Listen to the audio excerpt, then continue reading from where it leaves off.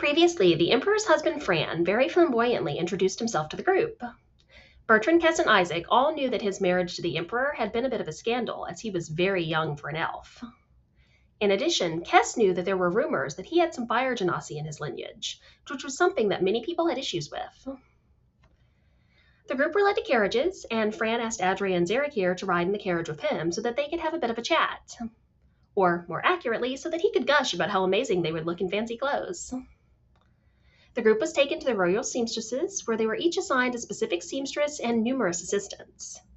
They spent several hours having their measurements taken and generally deciding on what to wear to the ball outfit-wise, as well as arranging for some upgrades to their casual clothes as well. Over the course of the afternoon, Fran mentioned to Bertrand that his husband had wanted to be there, but he'd been called away to deal with something urgent. He was looking forward to dinner with the group that evening, though. Once they were done with the clothing, Fran asked Bertrand and Rin to join him in his carriage. Fran was impressed that Bertrand was walking around in his natural changeling form, and he also loved the kintsugi-like markings in his skin. He thought that Rin was just really fucking hot, which, fair. Bertrand asked some questions about the ball, and Fran explained that the guest would essentially be made up of nothing but powerful and probably rich mages. He also gave him a general overview of what was expected for the next few days. The group were taken to a cottage that was less a cottage and more a small manor.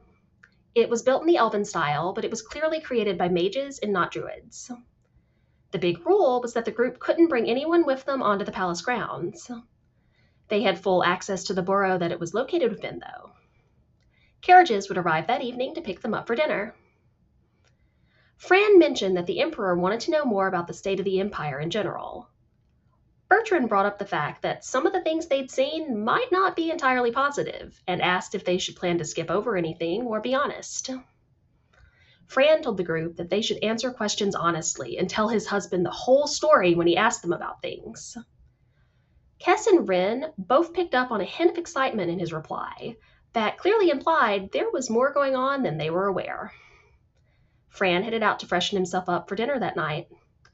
And that is where we left off.